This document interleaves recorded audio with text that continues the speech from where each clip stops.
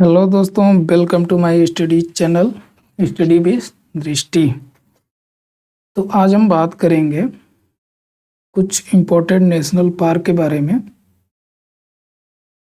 जिसके एक मिनट मैं पेन ले लेता हूँ। हाँ, नेशनल पार्क के बारे में बात करेंगे, जिसमें काफ़ी इम्पोर्टेंट क्वेश्चन आने होते हैं एग्जाम में। तो राष्ट्रीय उद्यान नेशनल पार्क, एक मिनट मैं कलर चेंज कर लेता हूँ पेन का। ओके, तो राष्ट्रीय उद्यान, हाँ, राष्ट्रीय उद्यान क्या होता है हम इसके बारे में जानते हैं। पहले अगर राष्ट्रीय उद्यान पढ़ रहे हैं तो पहले पता होना चाहिए कि ये होता क्या है। तो एक ऐसा क्षेत्र होता है जिसको सरकार संरक्षित करती है। किसके लिए संरक्षित करती है? वन्य जीवों एवं वनस्पतियों के संरक्षण के लिए संरक्षित करती है। ठीक है दोस्तों, तो इन राष्ट्रीय उद्यानों की स्थापना का उद्देश्य क्या है? प्रजातियों एवं वन्य जीवों वनस्पतियों का संरक्षण करना है, ताकि मनुष्य से जो प्रतिस्पर्धा बढ़ रही है कि जब जमीन ले लूं, जंगल काट दूं, इससे क्या हो रहा है कि ये प्रजातियां विलुप्त हो रही हैं। तो उसको बचाने के लिए बचाने के लिए सरकार द्वारा संरक्षित किया जाता है। संरक्षण के लिए उद्यानों की स्थापना, इसके लिए उद्यानों की स्थापना की जाती है। तो राष्ट्रीय उद्यानों का कुछ महत्व है, वो हम जान लेते हैं। क्या महत्व है भाई? राष्ट्रीय उद्यान एक या एक से अधिक पारिस्थितिकी तंत्रों का समूह होता है, ठीक है, जिन्हें मानव के पहुंच से सुरक्षित रखा जाता है। जैसे कोई राष्ट्रीय उद्यान बनता है तो उसमें कई जोन होते हैं। आप इसके बारे में पढ़िए। अगर आपको ज़्यादा इसके बारे में नॉलेज लेनी है तो इसके बारे में थोड़ा पढ़िए, आपको पता चलेगा। पेड़ पौधे एवं अनेक जीवों एवं उनके निवास यानी हैबिटेट, उनके हैबिटेट का संरक्षण एवं उनसे जुड़ी कुछ विशेष वैज्ञानिक शोध की जाती है। ठीक है, तो यहाँ पे देखते हैं भारत का प्रथम राष्ट्रीय उद्यान कौन सा है? हेली नेशनल पार्क, ठीक है, जिसकी स्थापना 1936 में हुई थी, यानी ब्रिटिश टाइम में ही हो गई थी, और जिसका नाम बाद में बदलकर जिम कॉर्बेट नेशनल पार्क कर दिया गया था। तो ध्यान देना दोस्त, हेली नेशनल पार्क नाम बदल के जिम कॉर्बेट नेशनल पार्क, ठीक है। अब 1970 में 5 राष्ट्रीय उद्यान थे सिर्फ हमारे देश में, 1970 तक, ठीक है। 1972 में क्या हुआ कि वन्य जीव संरक्षण अधिनियम पारित किया गया। मेरा पेन मैं चेंज करता हूँ फिर से, सॉरी, रेडी रखते हैं। तो 1972 में वन्य जीव संरक्षण अधिनियम पारित किया गया, वाइल्ड लाइफ प्रोटेक्शन एक्ट 1972, ठीक है। ये जब लागू हुआ उसके बाद से यहाँ राष्ट्रीय उद्यान बढ़ने लगे और वर्तमान में 106 राष्ट्रीय उद्यान हो गए हैं, और जिनका कुल क्षेत्रफल भारत के संपूर्ण भूभाग का कितना हो गया है? 1.33% हो गया है, ठीक है। लेकिन हमें इससे भी और बढ़ाना है। अब देखते हैं भारत के राष्ट्रीय उद्यानों से संबंधित कुछ महत्वपूर्ण तत्व हैं, इंपॉर्टेंट फैक्ट, ठीक है। क्या है वे इंपॉर्टेंट फैक्ट? केंद्र शासित प्रदेश है लद्दाख, ठीक है, आपको पता होगा। जे.एंड.के में कश्मीर को अलग कर दिया गया है, जम्मू को अलग कर दिया गया है, और कश्मीर और लद्दाख को केंद्र शासित प्रदेश बना दिया गया है। ठीक है, तो लद्दाख में एक है नेशनल पार्क, ये है हेमिस राष्ट्रीय उद्यान। राष्ट्रीय उद्यान मतलब नेशनल पार्क। ठीक है, तो ये भारत का सबसे बड़ा राष्ट्रीय उद्यान है, केंद्र शासित प्रदेश का। ठीक है, और अंडमान निकोबार द्वीप में सबसे छोटा है राष्ट्रीय उद्यान South Button Island National Park. ठीक है दोस्त, ध्यान रखना। अगर आप लोग ऐसे ही बिना पेन कॉपी और बिना एटलस के पढ़ रहे हो तो पहले एटलस ले लो। एटलस में ये मार्किंग जो मैं बता रहा हूँ उसमें मार्किंग करते जाओ, काफ़ी मतलब याद रखने में सहायक होगा। तो भारत में सबसे ज़्यादा राष्ट्रीय उद्यान 12 है एक राज्य में, उसका नाम है मध्य प्रदेश। ठीक है, ये हो गया। भारत में मणिपुर में स्थित एक केबुल लैमजो नेशनल पार्क है, जो एक फ्लोटिंग नेशनल पार्क है। फ्लोटिंग नेशनल पार्क यानी तैरता हुआ।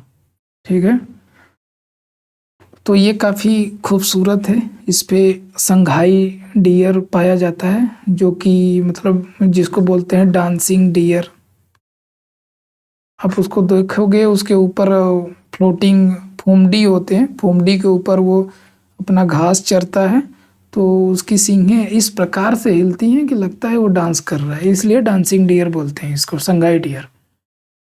तो भारत में प्रोजेक्ट टाइगर, ये क्वेश्चन पक्का आता है इससे, प्रोजेक्ट टाइगर से एग्जाम में, स्टेट के एग्जाम में। प्रोजेक्ट टाइगर की शुरुआत 1973 में हुई थी और उत्तराखंड के जिम कॉर्बेट नेशनल पार्क से हुई थी, जिम कॉर्बेट से। ठीक है, तो इसमें प्रोजेक्ट टाइगर योजना लागू की गई और ये भारत का पहला टाइगर रिजर्व इसको घोषित किया गया, जिम कॉर्बेट नेशनल पार्क को। यहाँ पे टाइगर ही पाया जाता है मेनली। ठीक है, और गुजरात में कच्छ का रण। दोस्तों कच्छ का रण कौन घुमा है, थोड़ा कमेंट में बताए तो ठीक रहेगा। देखते हैं कितने लोग रण ऑफ कच्छ को घूम रखे हैं, देख रखे हैं। कभी अगर ना देखे हो तो आप लोग जाना, मून लाइट में रात को आपको जो साल्ट के पैचेज हैं वो एकदम वाइट वाइट सा दिखेंगे, लगेगा कि बिल्कुल कहाँ पे आ गए हैं, बिल्कुल सफ़ेद सफ़ेद सा सब दिखेगा रात में भी। तो एक इसमें है, रण के कच्छ में है मरीन नेशनल पार्क, भारत का पहला ये समुद्री उद्यान है। समुद्री उद्यान है मतलब रण ऑफ कच्छ क्या है कि समुद्र के किनारे ही है, ऐसे है यहाँ पे कच्छ है। ठीक है दोस्तों, तो ये समुद्र के किनारे ही है, इसलिए इस पहला मरीन नेशनल पार्क है रण ऑफ कच्छ में। ठीक है, कुछ इम्पोर्टेंट लिस्ट है यहाँ पे नेशनल पार्क है जो आपके एग्जाम में आएंगे ही आएंगे, क्योंकि हर एग्जाम में देखा जाए तो 1 से 2 क्वेश्चन छोटे मोटे बनी जाते हैं नेशनल पार्क से। तो इसमें जो मैंने ग्रीन कलर या बाकी कलर में ब्लैक का नहीं, ब्लैक छोड़ दीजिए आप, ग्रीन कलर और रेड कलर, ब्लू कलर जो भी आपको दिखे वो इम्पोर्टेंट है मेरे हिसाब से, और वो क्वेश्चन एग्जाम में आते ही हैं। तो ये पहला है कान्हा नेशनल पार्क मध्य प्रदेश में, Madhav national park, Bandhavgarh national park, ये टाइगर के लिए फेमस है। कान्हा, बांधव टाइगर, बांधवगढ़ सॉरी। पेंच भी एमपी में है, पेंच नेशनल पार्क, ये भी टाइगर के लिए है। पन्ना भी पन्ना नेशनल पार्क, आपको पता होना चाहिए दोस्तों कि पन्ना काफ़ी हाल फिलहाल में न्यूज में रह रहा है, क्योंकि एक डैम के कारण इसका एरिया सबमर्ज होना है। आप बताओगे वो कौन सी परियोजना है, कमेंट में हमें बताओ। ठीक है, सतपुड़ा नेशनल पार्क, उसके बाद कूनो एमपी, ये है संजय गांधी राष्ट्रीय उद्यान महाराष्ट्र में, ताडोबा, ऐसे शब्द हैं आपको याद होंगे नहीं, 2-4 बार आप इसको एक लॉन्ग व्यू देख लोगे तो एग्जाम से पहले भी देख लोगे तो आपको एग्जाम में जैसे ही आएगा आप पकड़ लोगे, कैच कर लोगे उसको। तड़ोबा महाराष्ट्र में, पेंच महाराष्ट्र में, पेंच एमपी में भी था दोस्तों। ऐसा क्यों कि दोनों में है? तो क्या है कि महाराष्ट्र और एमपी का जो बॉर्डर है ये यहाँ पे है पेंच। तो पेंच कुछ महाराष्ट्र में भी है, कुछ एमपी में भी है, मैक्सिमम एमपी में है। ठीक है। अब कर्नाटक में है बन्नेरघट्टा नेशनल पार्क, काफ़ी इम्पोर्टेंट है। फिर कर्नाटक के काफ़ी सब इम्पोर्टेंट है नेशनल पार्क, बांदीपुर, नागरहोल, ठीक है। कुद्रेमुख भी इम्पोर्टेंट है। पंजाब में एक ही है हरिके का वेटलैंड है, तो हरिके वेटलैंड भी है और नेशनल पार्क भी है। यहाँ पे पक्षियाँ रहती हैं।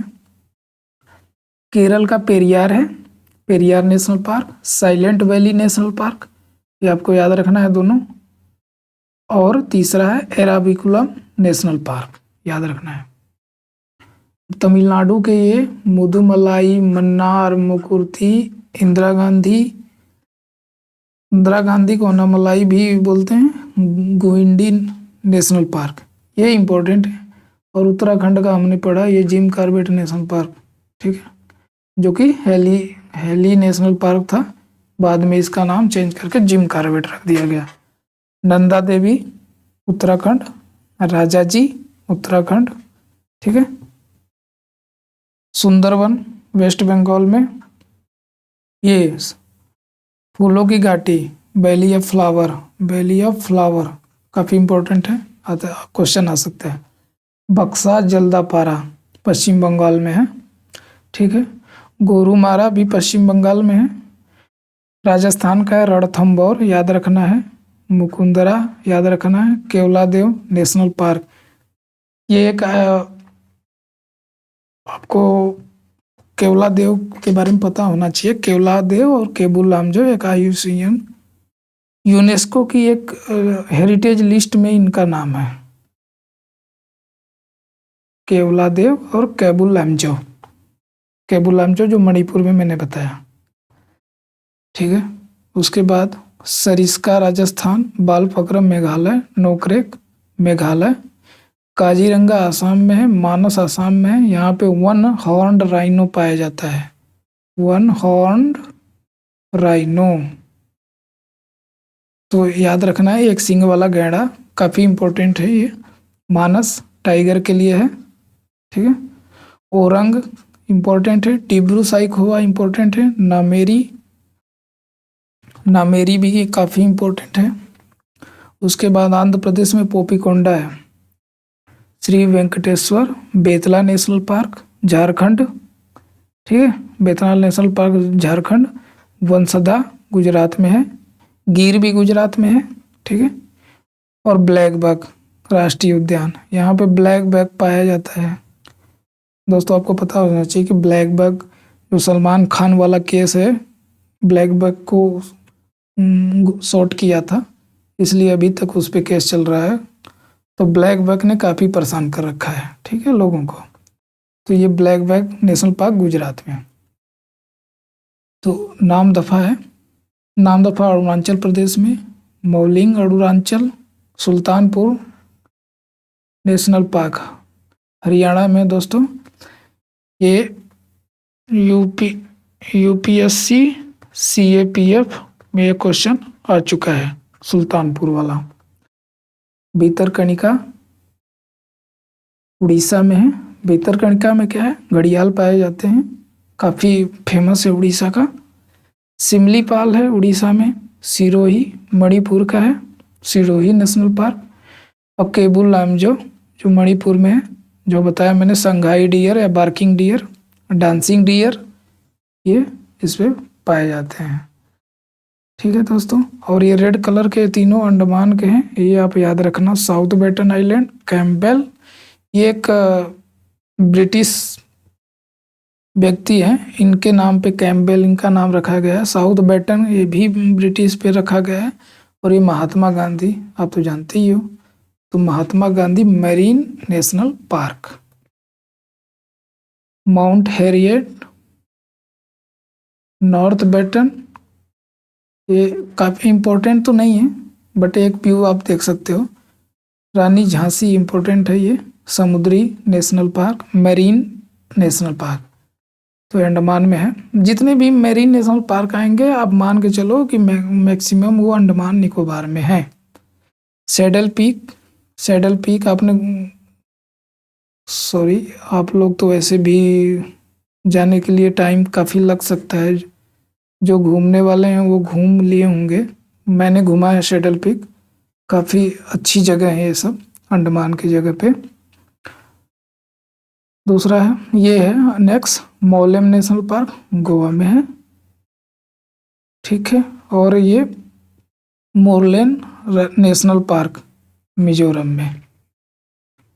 कंचनजंगा, कंचनजंगा लोग सुन के हिमाचल प्रदेश या उत्तराखंड मार देते हैं, याद रखना है, काफ़ी इम्पोर्टेंट है। सिक्किम में है ये कंचनजंगा, कंचनजंगा पर्वत भी है सिक्किम में, ठीक है। वाल्मीकि बिहार में है। सलीम अली राष्ट्रीय उद्यान जे&के में है। वैसे आप इसको कुछ आप निमोनिक्स बना लिया करो याद रखने के लिए, जैसे जे&के में क्या, कश्मीर में मैक्सिमम मुस्लिम आबादी है, और यहाँ पे ये जो सलीम अली नाम है ये भी मुस्लिम है। मैं यहाँ पे किसी धर्म के बारे में बात नहीं कर रहा हूँ, मैं बस याद रखने का तरीका बता रहा हूँ कि इस नाम से आप याद रख सकते हो कि ये जे&के में है, ठीक है। दाचीगाम राष्ट्रीय उद्यान है जे&के में। हेमिस राष्ट्रीय उद्यान है लद्दाख में, ठीक है, जो मैंने शुरू में बताया था। उसके बाद last but not the least ये है हिमाचल प्रदेश में pin valley national park, great Himalaya national park, Dudhwa national Park, ठीक है। और last Kanger valley national park, Kanger घाटी मतलब वैली नेशनल पार्क, काफ़ी इम्पोर्टेंट है।